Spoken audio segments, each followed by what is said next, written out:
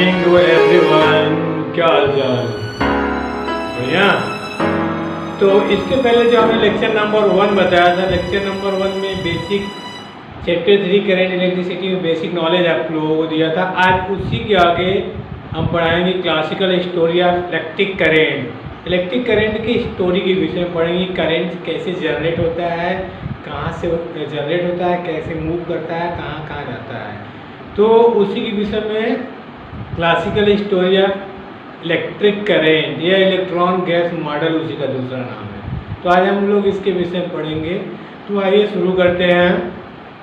तो very good morning to all of you. Welcome to everyone my YouTube channel Banaras study material.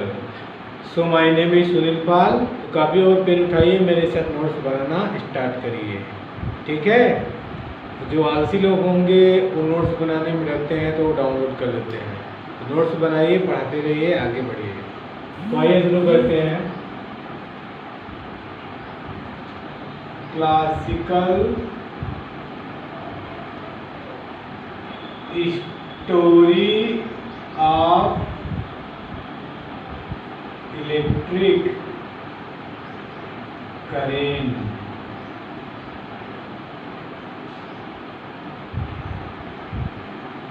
इसका दूसरा नाम है, इसको बोलते हैं इलेक्ट्रॉन गैस मॉडल, या इसी को बोलते हैं ड्रिफ्ट वेलोसिटी। इसके विषय में हम लोग पढ़ेंगे। तो आइए शुरू करते हैं। हाँ, तो देखिए classical story of electric current है ड्रिफ्ट वेलोसिटी, या उसी का दूसरा नाम है इलेक्ट्रॉन गैस मॉडल। इसके विषय में हम लोग पढ़ेंगे। तो देखिए सपोज कर लेते हैं इसमें क्या कोई कंडक्टर लेते हैं।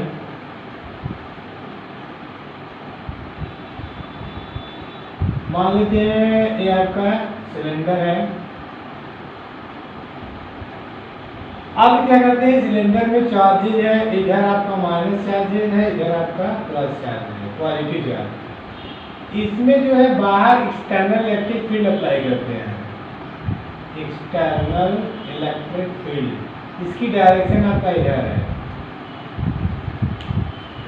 अब क्या करते हैं, बाहर जब इस पे एक्सटर्नल इलेक्ट्रिक फील्ड अप्लाई करते हैं तो इसमें जो इलेक्ट्रॉन होते हैं इसके अंदर वो क्या करते हैं, मूव करेंगे। किधर? जब एक्सटर्नल इलेक्ट्रिक फील्ड इधर मूव करें लगाएंगे तो जो इलेक्ट्रॉन होंगे, इलेक्ट्रॉन पर निगेटिव चार्ज और पॉजिटिव चार्जेज। तो निगेटिव चार्जेज जो होते हैं एक्सटर्नल फील्ड के अपोजिट डायरेक्शन मूव करेंगे, और पॉजिटिव चार्जेज होंगे एक्सटर्नल इलेक्ट्रिक फील्ड के अलोंग मूव करेंगे। इसमें जो नेगेटिव चार्जेज आपके इलेक्ट्रॉन होंगे इसके अपोजिट डायरेक्शन में जाएंगे, और पॉजिटिव जो होंगे इसके टुवर्ड्स इसी डायरेक्शन में जाएंगे। तो जितना इधर से नेगेटिव चार्जेज आएगा इधर से इसके दूसरी अपोजिट डायरेक्शन, उतना उसके करस्पॉन्डिंग उधर क्या होगा, पॉजिटिव चार्जेज। पॉजिटिव चार्जेज जो होगा यहाँ पर क्या हो जाएगा, चार्ज इंड्यूस करेगा, चार्ज इंड्यूस्ड इस पोजीशन पर, या उसी को बोलते हैं चार्ज एक्यूमुलेशन, चार्ज एक्यूमुलेटेड। मतलब चार्ज यहाँ पर आके जमा हो जाएंगे। कब? जब इस पे external field electric field apply करेंगे तो जो इसमें निगेटिव चार्जेज होंगे उसके अपोजिट डायरेक्शन मूव करेंगे, और positive charge towards external electric field के अलावा। तब जैसे जैसे इसमें इलेक्ट्रिक फील्ड इसमें निगेटिव चार्ज इधर जितना आएगा उसके करस्पॉन्डिंग उधर पॉजिटिव चार्जेज हो जाएगा। यह तो कंडक्टर कंडीशन में होगा। अब क्या करते हैं, तब इसके अंदर अगर नेट इलेक्ट्रिक फील्ड, जो कंडक्टर है उसके अंदर नेट इलेक्ट्रिक फील्ड क्या है, 0 है इनसाइड में। जो कंडक्टर हमने बनाया है इसके अंदर नेट इलेक्ट्रिक फील्ड क्या है, 0। मतलब अंदर इलेक्ट्रिक फील्ड क्या है, 0 है। अब यहाँ पर बात फंसती है। अब इसमें जैसे ही एक्सटर्नल इलेक्ट्रिक फील्ड अप्लाई किए हैं, इसमें क्या होगा, ये आपका निगेटिव चार्ज होगा उसके अपोजिट, और पॉजिटिव चार्ज क्या होगा, टुवर्ड्स। तब इसमें अंदर की तरफ इंड्यूस्ड इलेक्ट्रिक फील्ड जनरेट होगा, इंड्यूस्ड, या इसको कह सकते हैं electric field induced electric field induced बराबर माइनस एक्सटर्नल इलेक्ट्रिक फील्ड। एक कंडीशन होगा जब एक्सटर्नल इलेक्ट्रिक फील्ड अप्लाई करेंगे तो इसके अंदर इलेक्ट्रिक फील्ड इंड्यूस्ड जनरेट होगा, और यहाँ पर क्या होगा, चार्ज इंड्यूस्ड होगा। इसी चार्ज इंड्यूस्ड के कारण इसमें इलेक्ट्रिक फील्ड इंड्यूस्ड जनरेट होगा अंदर। अब यहाँ पर चार्ज एक्यूमुलेट मतलब यहाँ चार्ज जमा हो जाता है। तो इस कंडीशन में एक्सटर्नल इलेक्ट्रिक फील्ड और इंड्यूस्ड इलेक्ट्रिक फील्ड दोनों को सम करेंगे तो उसका नेट इलेक्ट्रिक फील्ड क्या होगा, जीरो। ये माइनस इधर लाएंगे प्लस करेंगे, दोनों को ऐड करेंगे तो जीरो हो जाएगा। अब इसके अंदर नेट इलेक्ट्रिक फील्ड क्या है, जीरो है। जब यहाँ पर अब एक बात आपको याद करना पड़ेगा, जब इसके अंदर नेट इलेक्ट्रिक फील्ड जीरो है तब क्या इलेक्ट्रॉन मूव करेगा? जब इसके अंदर नेट इलेक्ट्रिक फील्ड इनसाइड में जीरो है तो इलेक्ट्रॉन मूव करेगा या नहीं? सोच के बताइए, मूव करेगा कि नहीं? मूव करेगा। क्यों मूव करेगा? थर्मल एनर्जी के कारण। तो देखिए आइसोलेटेड कंडक्टर में होगा, आइसोलेटेड कंडक्टर,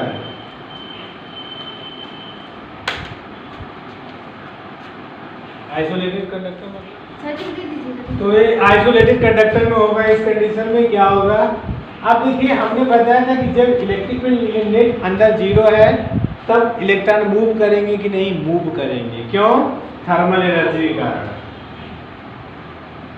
थर्मल एनर्जी जिसको बोलते हैं टेम्परेचर, याद आया? Temperature heat. काइनेटिक एनर्जी का नाम सुने होंगे, काइनेटिक गैसेस में। क्यों ऐसा हुआ? क्योंकि जब कंडक्टर रखा हुआ है तो उसके बाहर टेम्परेचर मान लेते हैं 30 डिग्री है, अंदर मान लीजिए 25 डिग्री है, तब इस टेम्परेचर के अकॉर्डिंग काइनेटिक थ्योरी में आपने पढ़ा होगा, जो मॉलिक्यूल्स होते हैं उस टेम्परेचर के अकॉर्डिंग क्या करते हैं? वाइब्रेट करते हैं, मोशन करते हैं। तो इस टेम्परेचर के कारण जिसके इलेक्ट्रॉन होंगे मूव करेंगे according to random motion. Random motion का मतलब कि जब काइनेटिक एनर्जी टेम्परेचर जैसे ही बढ़ाएंगे इलेक्ट्रॉन क्या करेंगे? बहुत तेजी से मूव करते हैं। जब टेम्परेचर बढ़ाएंगे तब क्या करेंगे? टेम्परेचर पर डिपेंड करते हैं काइनेटिक थ्योरी ऑफ। तो जैसे ही आप टेम्परेचर बढ़ाएंगे इलेक्ट्रॉन क्या करेंगे? रैंडमली मूव करते हैं।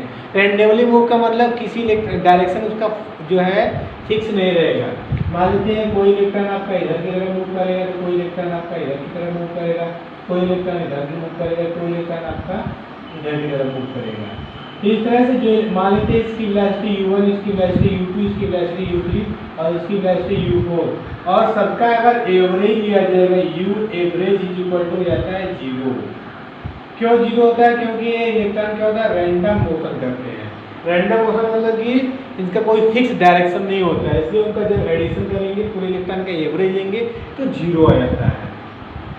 जब 0 आ जाता है तब हम कह सकते हैं कि जो इलेक्ट्रॉन रैंडमली मोशन करते हैं, मोशन करेंगे, थर्मल एनर्जी टेम्परेचर होगा तभी क्या होगा? रैंडमली मोशन करेंगे। उसके बाद जब एक्सटर्नली करते हैं तब इसको हम लिख सकते हैं, क्या लिख सकते हैं? In the absence of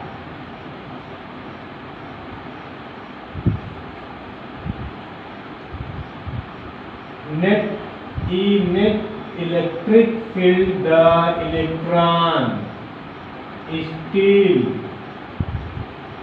more inside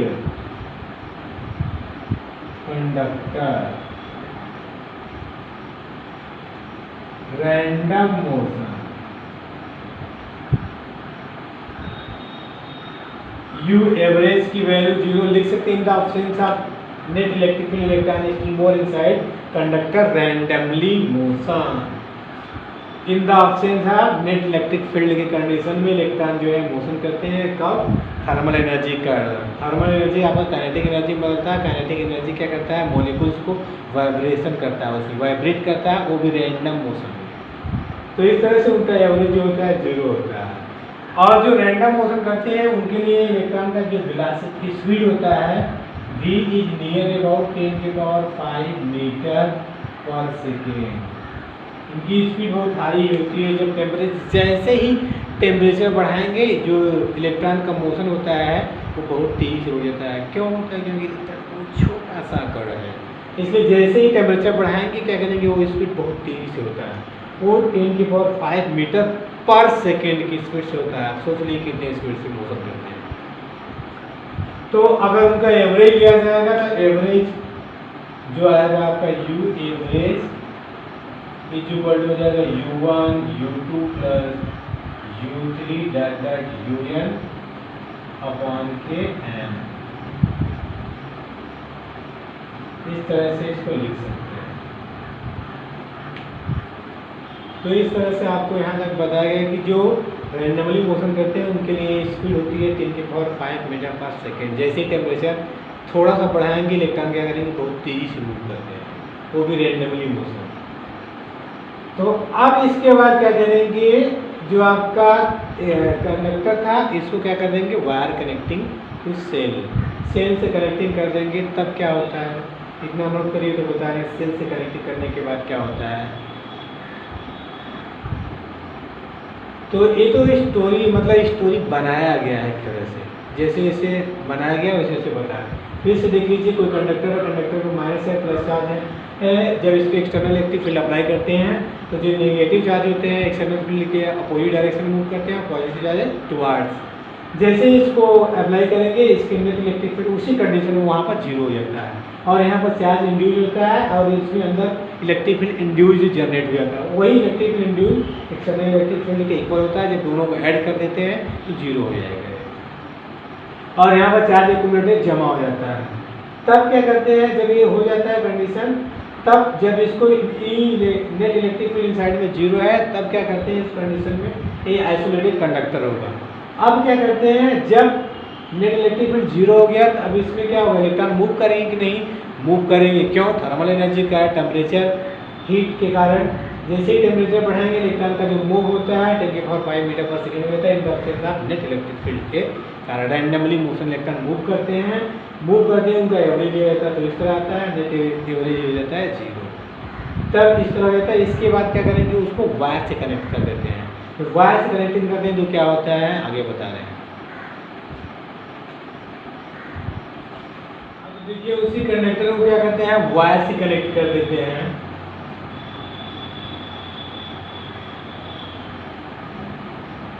यहाँ पर आपका प्लस चार्ज है, यहाँ पर आपका माइनस चार्ज है। इसको ऐड कर दिए हैं, यहाँ पर प्लस है यहाँ पर माइनस है। ये आपका प्लस चार्ज होगा या माइनस होगा, यहाँ भी यहाँ जीरो यहाँ पोटेंशियल भी। अब क्या करते हैं जब सेल लिखेंगे क्या connecting wire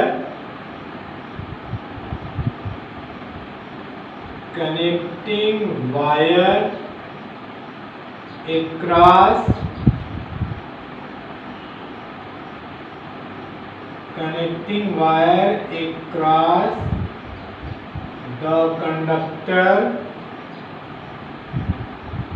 charge accumulation stop। तब जो इसके अंदर नेट इलेक्ट्रिक फील्ड हमने लिखे थे नेट इनसाइड इलेक्ट्रिक फील्ड को जीरो नहीं होगा। देखिए आप सेल से जैसे ही कनेक्ट करेंगे उसके बीच में पोटेंशियल जनरेट हो जाएगा। सेल क्या करता है इलेक्ट्रॉन जनरेट करता है नहीं, इलेक्ट्रॉन को दौड़ाता है। क्या करता है दौड़ाता है। देखिए कैसे दौड़ाता है। अब क्या करते हैं सेम वही प्रोसेस यहाँ पर इसके ऊपर एक्सटर्नल इलेक्ट्रिक फील्ड अप्लाई करते हैं। इलेक्ट्रॉन जो माइनस चार्ज होगा इधर आएगा और प्लस चार्ज आपका इधर होगा टुवर्ड्स एक्सटर्नल इलेक्ट्रिक फील्ड और माइनस जो होगा अपोजिट इलेक्ट्रिक फील्ड। कब क्या करेगा सेल क्या करता है, सेल को क्या करता है सोर्सेस ऑफ एनर्जी, मतलब सेल क्या करता है सोर्स एनर्जी का स्रोत होता है। ये क्या करता है इलेक्ट्रॉन को दौड़ाता है। कहेगा आओ भैया मेरे पास जो आएगा हम उसको चार्ज देंगे और जाओ दौड़ो अपना, चाहे लड़ो चाहे भिड़ो, हम उसकी जिम्मेदारी नहीं लेते हैं। तो क्या करता है चार्ज देगा, जब चार्ज देगा तो इलेक्ट्रॉन जब इससे जनरेट होगा तो दौड़ेगा, दौड़ेगा तो इसे पॉजिटिव आयन से टकराएगा, टकरा के अपनी एनर्जी क्या करता है, खत्म कर देता है। जब खत्म कर देगा उसका पोटेंशियल, उसके बीच यहाँ पोटेंशियल जनरेट हो जाता है सेल के बीच में। एक बार बार प्रक्रिया होता है, जो ये एनर्जी देता है, इलेक्ट्रॉन क्या करता है, यहाँ से टकरा कर अपनी एनर्जी क्या करता है, बार बार खोते रहता है, बार बार खोता रहता है, मतलब बार बार उसकी एनर्जी क्या करता है, खत्म हो जाती है। तो इसके बीच एक्युमुलेशन चार्ज होता है, इलेक्ट्रिक फील्ड इनसाइड में जीरो नहीं हुआ, एक सोर्स लेगा, फिर इलेक्ट्रॉन टकराएगा, फिर जनरेट होगा, फिर टकराएगा, फिर एनर्जी खोएगा, फिर जनरेट होगा। इसी तरह प्रक्रिया आपका चलती रहेगी। तब इसके सरफेस पर जो फोर्स ऑफ एन इलेक्ट्रॉन पर जनरेट होगा। हम आपको पता है कि अगर ऐसे इलेक्ट्रिक फील्ड जनरेट है, ऐसे एक्सटर्नल इलेक्ट्रिक फील्ड जो उसके ऊपर इलेक्ट्रिक फोर्स जनरेट होता है, चार्ज या कराओ क्यूई, इसकी प्रीवियस लेक्चर में बताया गया है। एक्सटर्नल इलेक्ट्रिक फील्ड अप्लाई करेंगे तो उससे फोर्स जनरेट होगा, वो एफ बराबर क्यूई, अपोजिट डायरेक्शन में होता है, एक बार टुवर्ड्स डायरेक्शन में। तो यहाँ पर जब एक्सटर्नल इलेक्ट्रिक फील्ड अप्लाई करेंगे तो इसमें फोर्स ऑफ एन इलेक्ट्रॉन, तो लिखेंगे force on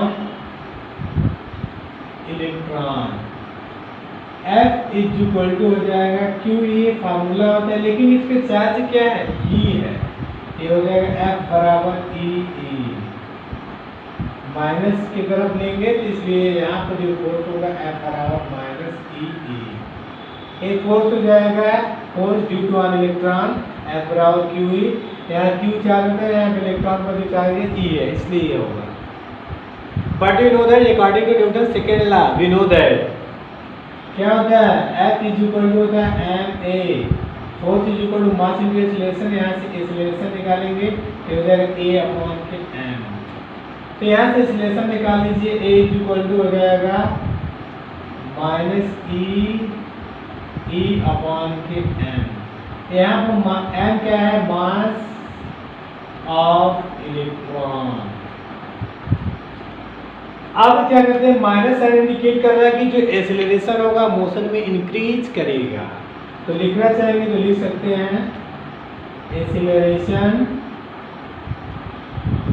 increase in motion. अगर इसी को मार्क कर देंगे, ए मार्क इज इक्वल हो जाएगा आपका ई अपॉन के एम, यहाँ से हो जाएगा आपका acceleration mark equal e upon m. इस कंडीशन में क्या होगा, इस कंडक्टर का एक्सेलरेशन और वेलोसिटी क्या करेगा, इंक्रीज करेगा। देख लीजिए इसी के आगे, acceleration and its velocity increases.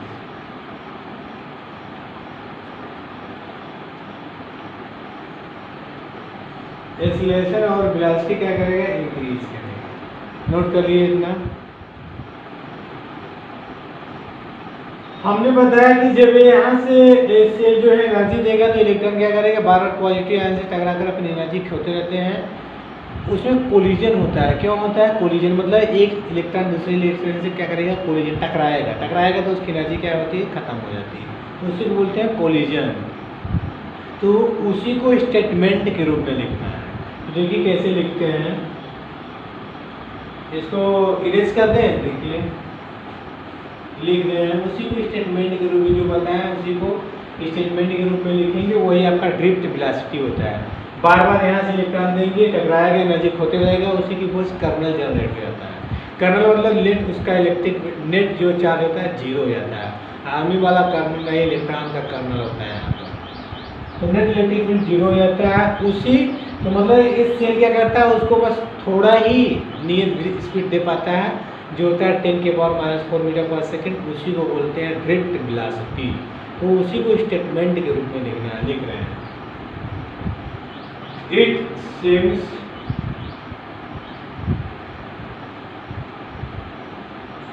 That electron will move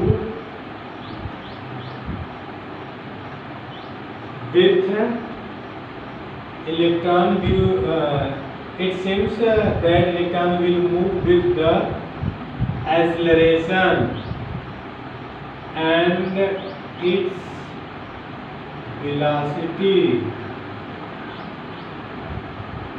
will keep on increasing, but due to continuous collision, लिख लीजिए, फिर एक बार एक्सप्लेन कर दे रहे हैं। collision with कर्नल को इस तरह दिखा देते हैं। full stop, the velocity of electron keeps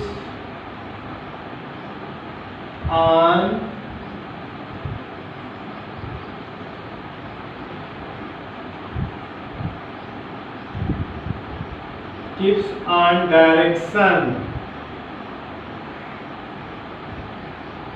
overall electron move with a constant small velocity in the direction opposite to external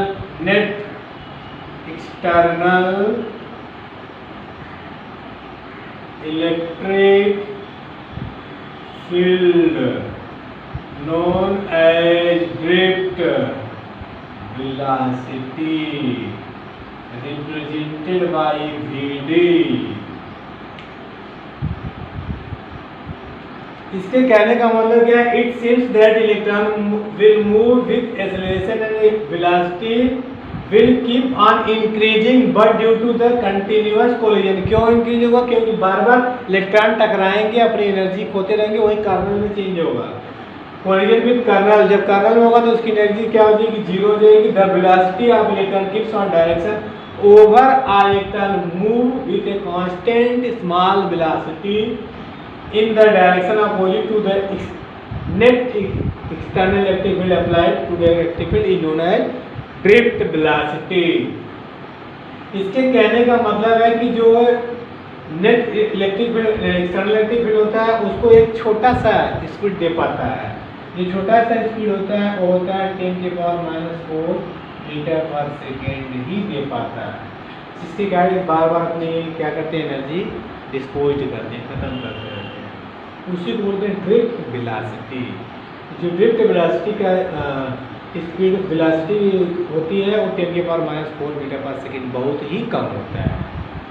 note कर लीजिए। अब इसके बाद इसका इसी का एक्सप्रेशन है, तो नोट कर लीजिए इसको।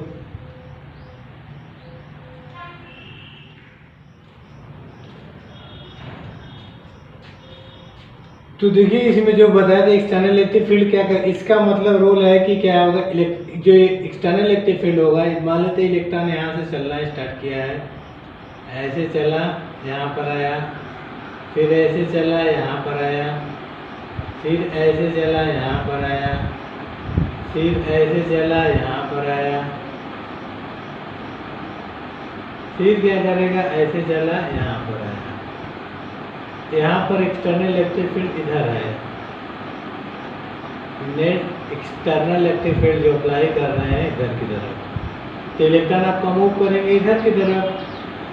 यहाँ से शुरू किया था चलना, यहाँ से यहाँ तक यहीं पर आके रुक गया, मतलब इसका डिस्टेंस आपका मेन जो होगा यही होगा, यही आपका ड्रिफ्ट होगा। ऐसे तो स्पीड आपका यहाँ से स्टार्ट किया, ऐसे ऐसे ऐसे ऐसे एवरेज जो इसकी स्पीड की बात करेंगे अगर, तो एवरेज स्पीड क्या हो जाएगा इसका? जो इसके पहले बताया गया था, तो देखिए एवरेज स्पीड क्या हो जाएगा इसका? Average speed is equal to average velocity. ये आपका एवरेज स्पीड रहेगा इलेक्ट्रॉन के लिए। यहाँ से एवरेज स्पीड जो इलेक्ट्रॉन का होगा 10 के पावर मीटर 5 सेकेंड, और जो ड्रिफ्ट होगा वो 10 के पावर -4 मीटर पर सेकेंड। ये हो जाएगा 10 के पावर 5 मीटर पर सेकेंड। और जो ए वाला वैल्यू होगी एवरेज वेलोसिटी ऑफ ड्रिफ्ट के लिए होगा, वो होगा 10 के पावर -4 मीटर पर सेकेंड। इसके और इसके में कंपेरिजन करेंगे तो ये बहुत ज़्यादा होगा। कौन? Average speed of electron. क्योंकि इलेक्ट्रॉन स्पीड का मतलब कि टोटल डिस्टेंस अपन टोटल टाइम। वेलोसिटी क्या होगा? यहाँ से स्टार्ट किया, यहाँ ऐसे ऐसे है, फिर लास्ट में यहाँ पर है, तो ये इसकी ड्रिफ्ट हो जाएगी। क्योंकि यहाँ से यहाँ तक मेन डिस्टेंस यही हो गया, तो यहाँ से ड्रिफ्ट हो जाएगा। तो ये 10 के पावर -4 मीटर पर सेकेंड बहुत ही कम है इसके कंपेरिजन में। तो इस तरह से आपका ये हो जाएगा इतना। अब इसमें मान लेते हैं रिलैक्सेशन, जो टाउ, एक टाउ इसमें जो टाइम इंटरवल हुआ, टाउ एवरेज इसको बोलते हैं। ये आपका रिलैक्सेशन टाइम। तो टाउ एवरेज आपका रिलैक्सेशन टाइम हो जाएगा। तो यहाँ से जो वीडी ड्रिफ्ट वेलोसिटी लिखे हैं, इसकी वैल्यू आप अगर हम लिखना चाहेंगे तो हो जाएगा आपका वीडी बराबर ई अपान के एम इंटू टाउ एवरेज, जहाँ ई इलेक्ट्रॉन का चार्ज है, ई इलेक्ट्रिक फील्ड है, एम मास है, टाउ एवरेज आपका रिलैक्सेशन टाइम है। तो ये आपका ड्रिफ्ट वेलोसिटी का फार्मूला हो जाएगा, वीडी बराबर ई अपान के एम टाउ एवरेज। अब इसी को एक्सप्रेशन मतलब प्रूफ कैसे कर रहे हैं कि ये आएगा, तो इतना नोट कर लीजिए। इसके बाद देखिए ड्रिफ्ट वेलोसिटी के लिए derivation.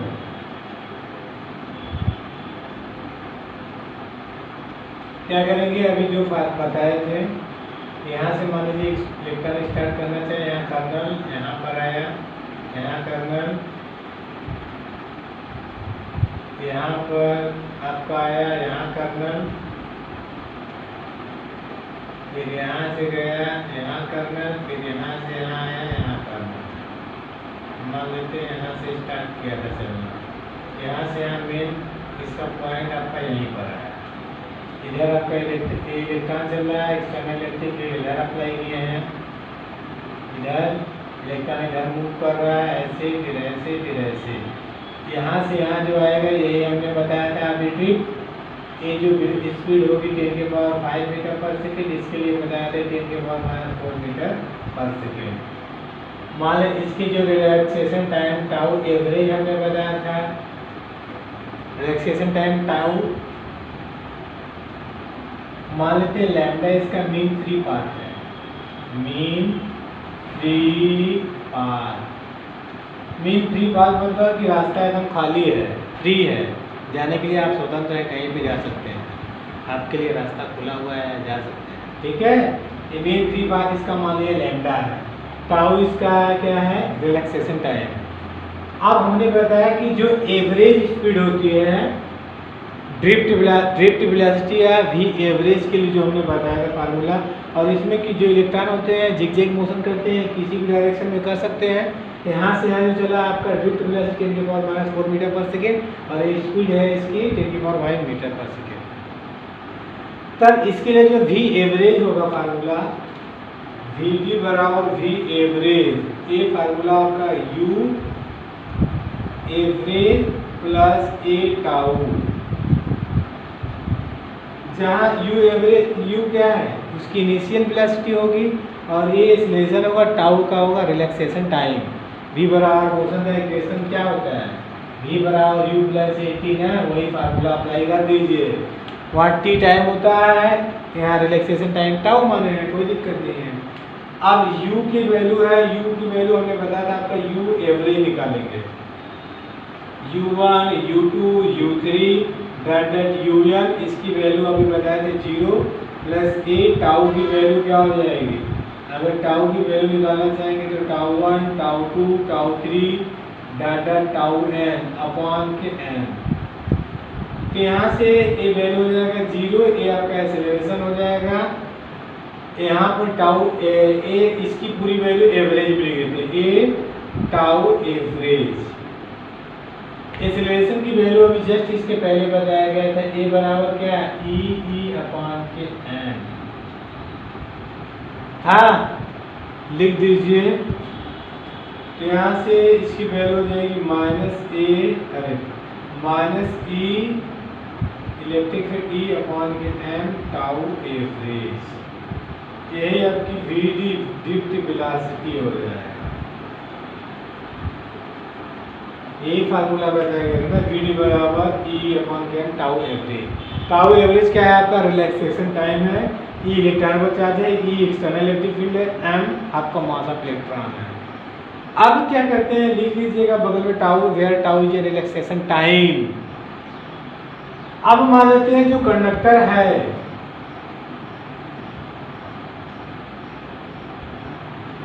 External electric field apply किए थे इधर, ई इंड्यूस्ड इसके अंदर जनरेट होता है, यहाँ पर माइनस चार्ज होता है, इधर प्लस इलेक्ट्रिक चार्ज इधर प्लस वाला इलेक्ट्रिक फील्ड इधर।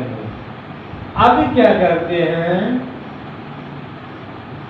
जब ए अप्लाई कर देते हैं तो आपको एक फार्मूला बताया गया था, पोटेंशियल डिफरेंस वीडी बराबर क्या बताया गया था? Potential difference delta V E D x, जहाँ डी एक्स उसकी लेंथ होता था, ई इलेक्ट्रिक फील्ड, डेल्टा भी पोटेंशियल होता था। यहाँ पर पोटेंशियल मान लेते हैं, इसको ऐड कर देते हैं सेल से, वी है जीरो, पोटेंशियल वी है, यहाँ पोटेंशियल वी हो जाएगा और इसका पोटेंशियल वी है, इसकी लेंथ मान लेते हैं यहाँ पर एल है, तो v बराबर हो जाएगा e इंटू एल, यहाँ से e की वैल्यू हो जाएगी v अपॉन के एल। तो अगर इसको चेंज करना चाहेंगे तो ड्रिफ्ट वेलोसिटी आपका चेंज हो जाएगा, क्या vd बराबर हो जाएगा माइनस ई वी अपॉन के एम एल टाउ एवरेज, कि ये भी फार्मूला हो जाएगा। Vd बराबर माइनस ई वी अपॉन के m l tau average.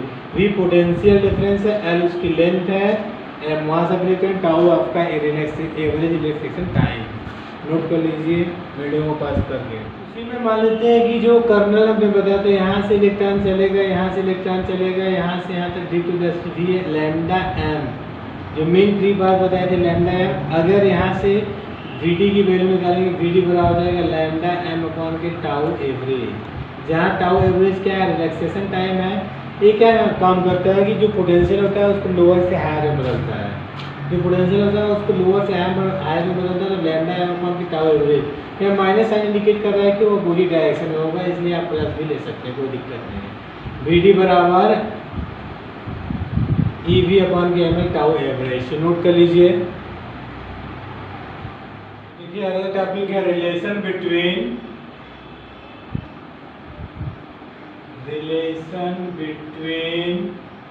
Current I and drift velocity.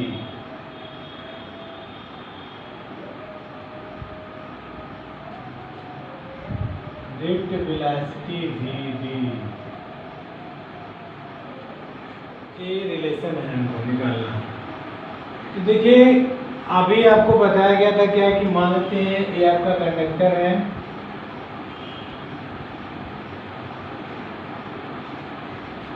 Conductor का क्रॉस ए आपका सिलेंडर, इसका क्रॉस सेक्शनल एरिया ए है, इस पे एक्सटर्नल फील्ड इधर के अप्लाई करते हैं, तो इलेक्ट्रॉन जो है क्या करेंगे, निगेटिव चार्ज इधर चलेंगे, उसके अपोजिट पॉजिटिव चार्ज क्या होते हैं? टुवार्ड्स होते हैं। मान लेते हैं यहाँ पर कंबाइनेशन जो एक्युमुलेशन चार्ज है, इधर इलेक्ट्रॉन ए है, इधर इलेक्ट्रॉन ए, तो इसके बीच में इलेक्ट्रॉन फ्लो होंगे कि नहीं होंगे? इधर आपके पास सेक्शनल एरिया है, इसके बीच में इधर चार्ज जमा होगा कुछ इधर, तो इसके बीच में जो इलेक्ट्रॉन फ्लो होगा हम केवल एक लिमिट समय के लिए मान रहे हैं। मान लेते हैं इसके बीच में जो इलेक्ट्रॉन फ्लो हो रहा है आपका यहाँ से यहाँ, दोनों के बीच में जो इंटरवल टाइम है dt है, और इनका ड्रिफ्ट वेलोसिटी Vd है। इसको फर्स्ट कर देते हैं, इसको सेकेंड। इसका क्रॉस सेक्शनल एरिया क्या है? A है। यहाँ पर कंडक्टर है, तो कंडक्टर में फ्री इलेक्ट्रॉन रहेंगे, बहुत सा फ्री इलेक्ट्रॉन रहेंगे। जैसे उसमें टेम्परेचर देंगे, टेम्परेचर जब देंगे तो इलेक्ट्रॉन क्या करेंगे, बहुत तेज से क्या करते हैं, मूव करते हैं। तो लिखना चाहिए तो लिख सकते हैं कंडक्टर फ्री इलेक्ट्रॉन, ठीक। और n इज इक्वल टू हो जाएगा number of free electron per unit volume. जो इसमें नंबर ऑफ इलेक्ट्रॉन जो पास करेगा, इसमें number of free electron per unit volume के रिस्पेक्ट में पास करेगा। तो volume is equal to the length into height, तो यहाँ से इसका वॉल्यूम निकालेंगे। तो लिखेंगे क्या, लेट एक सिलेंडर क्रॉस सेक्शनल एरिया है, external field applied E, net inside electric field, electrons flow 1 to 2, 1 से 2 पोजीशन में जब जाता है, टाइम इंटरवल उसका क्या होता है, dt होता है। और ड्रिफ्ट वेलोसिटी क्या है, dd है। तो लिखेंगे द नंबर ऑफ इलेक्ट्रॉन,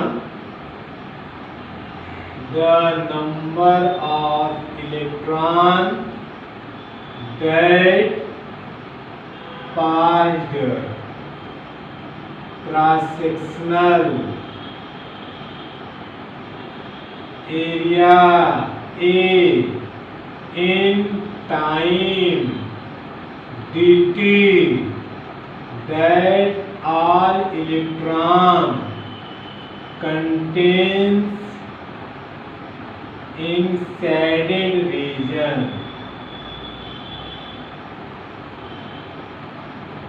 मतलब जितना हमने बताया, इस दोनों के बीच में हमको शेडेड रीजन में the number of electron that pass cross sectional area A, all electron contains shaded region, मतलब इससे कितना इलेक्ट्रॉन पास हो रहा है उसके लिए निकाल रहे हैं। तो लिखेंगे क्या, ऑल इलेक्ट्रॉन शेडेड रीजन के लिए charge passing cross sectional area, इसके नीचे लिखेंगे। यहाँ तक हो गया cross sectional area time dt is equal all electron contains in shaded region के लिए क्या है, इसके नीचे क्या लिखेंगे, फिर से charge passing cross section 1 to 2, 1 से 2 की तरफ, time dt, charge dq is equal to हो जाएगा आपका number of electron into charge of electron. dq is equal to number of electron, dq is equal number of electron n, electron हमने बताया जो n है वो number of electron free per unit volume. अब इसका वॉल्यूम निकालेंगे तो volume क्या होगा, length dt, cross sectional area a, drift velocity vd, into electron का जो चार्ज है e। तो यहाँ से हो जाएगा आपका dq, dt को इधर ला देते हैं, dq upon dt is equal हो जाएगा n e v dA, but we know that I hope I is equal to dq upon dt, ये हो जाएगा आपका I is equal to n e a v d। अब vd की value आपको पता है e v अपॉन के ml टाउ एवरेज, रख दीजिए। I बराबर हो जाएगा आपका n e a v d की वैल्यू e v अपॉन के m l टाउ एवरेज। तो यहाँ से I की वैल्यू हो जाएगी क्या, n e square a e v upon के m l टाउ एवरेज। अब यहाँ से अगर v की वैल्यू निकालना चाहेंगे तो क्या आएगा, v इज इक्वल टू हो जाएगा आपका क्या, एम एल अपॉन के एन ई स्क्वायर ए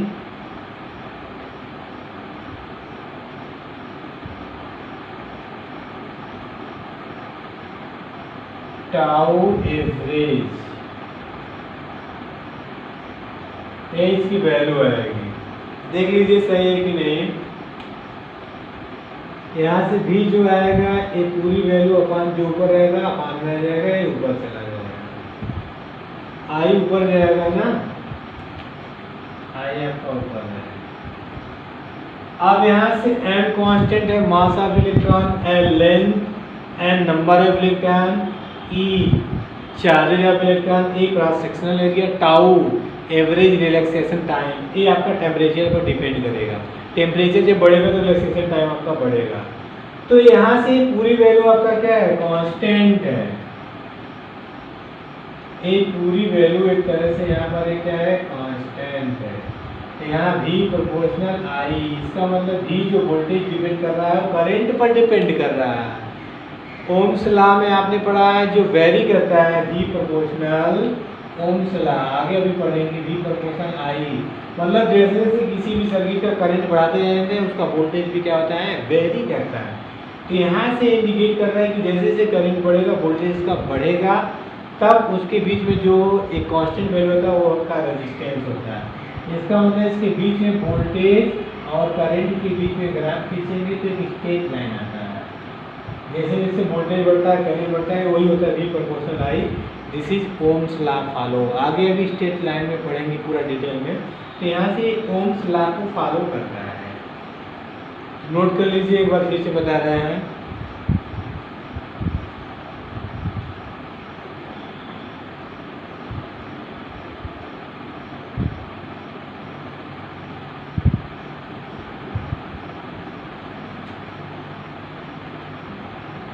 यहाँ से आपको फाइनल वैल्यू मिला V प्रोपोर्शनल I।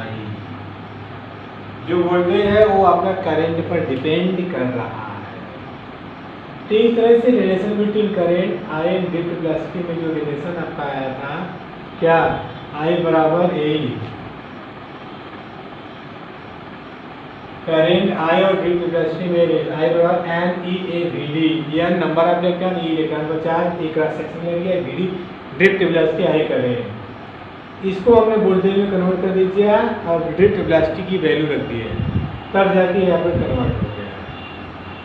तो यहाँ से m कांस्टेंट, l कांस्टेंट है, n कांस्टेंट है, e constant, a constant depend कर रहा है करंट पर, टाउ एवरेज भी कांस्टेंट है, करंट पर डिपेंड कर रहा है। तो जैसे जैसे करंट बढ़ेगा वोल्टेज भी बढ़ेगा। तो इस तरह से ओम्स लॉ को फॉलो करता है। अब अगले क्लास में हम लोग पढ़ेंगे ओम्स लॉ, या जो भी अगला टॉपिक रहेगा उसके विषय में पढ़ा जाएगा। तो आज के लिए बस वीडियो इसी पे क्लोज करते हैं।